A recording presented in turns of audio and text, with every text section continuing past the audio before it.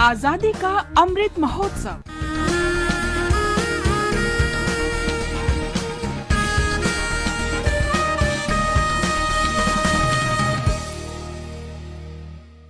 आजादी का सफर, आकाशवाणी के साथ एक राष्ट्र का जन्म। भारत का गौरवशाली स्वतंत्रता संग्राम आधुनिक विश्व के अब तक के सबसे बड़े संघर्षों में से एक है। आकाशवाणी समाचार आपके लिए प्रतिदिन इस संग्राम की एक झलक लेकर आता है। और आज हम आपके लिए लेकर आए हैं पेरियार के नाम से मशहूर महान स्वतंत्रता सेनानी और सामाजिक कार्यकर्ता ईवी रामासामी की जिंदगी और उनके संघर्ष की कहानी। उनका जन्म 17 सितंबर 1879 को तत्कालीन मद्रास प्रेसिडेंसी के इरोड में हुआ था। पेरियार तर्कवादी विचारक, लेखक और प्रभावशाली वक्ता थे। वो ऐसे प्रभावशाली कम्युनिकेटर थे जो सहजता से समाज के हर वर्ग के लोगों के साथ संवाद कर सकता था और अपनी इसी खासियत की वजह से अंग्रेजों के विरुद्ध अपने संघर्ष में वो समाज के हर वर्ग के लोगों को लामबंद करने में सफल रहे। अपने बेहद करीबी दोस्त सी राजगोपालाचारी की वजह से पेरियार 1919 में कांग्रेस में शामिल हुए। इसके बाद उन्होंने असहयोग आंदोलन में हिस्सा लिया, जिसकी वजह से उन्हें कैद कर लिया गया। स्वाधीनता आंदोलन को लेकर पेरियार की प्रतिबद्धता ही थी कि उन्होंने उसमें शामिल होने के लिए उन सभी 29 पदों से इस्तीफा दे दिया था जिन पर वे आसीन थे। इतना ही नहीं, पेरियार ने पारिवारिक व्यापार भी बंद कर दिया था। उस वक्त जबकि कारोबार से उन्हें 20,000 रुपए सालाना की कमाई होती थी। उन दिनों 1 औंस सोने का मूल्य 10 रुपए भी नहीं था। पेरियार ने खादी के लिए जबरदस्त आंदोलन चलाया। वो खुद भी खादी के कपड़े पहनते थे और अपने परिवार को भी इसके लिए प्रोत्साहित करते थे। खादी के प्रचार और ब्रिटिश सामान के बहिष्कार के लिए उन्हें सजा भी हुई।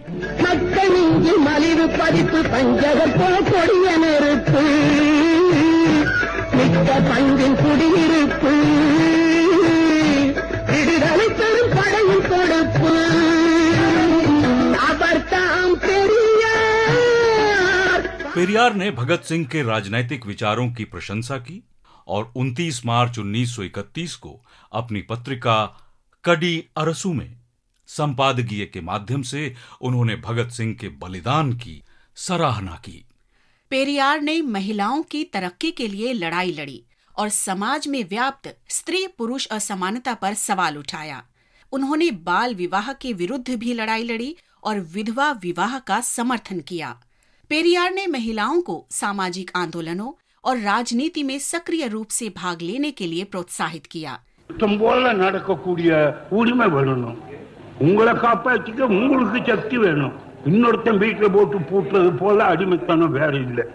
அந்த காரணத்தினாலே தான் பொம்பளைகளுக்கு இவ்வளவு கெட்ட பேர் எல்லாம் வர்றதுக்கு ஏற்பட்டது. நம்ம நாடு என்னைக்கு பெண்கள் நிலைமை உயர்ந்தோ அன்னைக்கு தான் ஆம்பளைக்கு என்ன கேடு, அவன் எப்படியோ போறான், அதை பத்தி நமக்கு என்ன கவலை। उन्होंने महिलाओं की शिक्षा के लिए अथक परिश्रम किया और सभी क्षेत्रों में उनके लिए 50% आरक्षण का मुद्दा उठाया। स्त्री पुरुष समानता के कट्टर समर्थक पेरियार को द्रविड़ आंदोलन के जनक के रूप में भी जाना जाता है।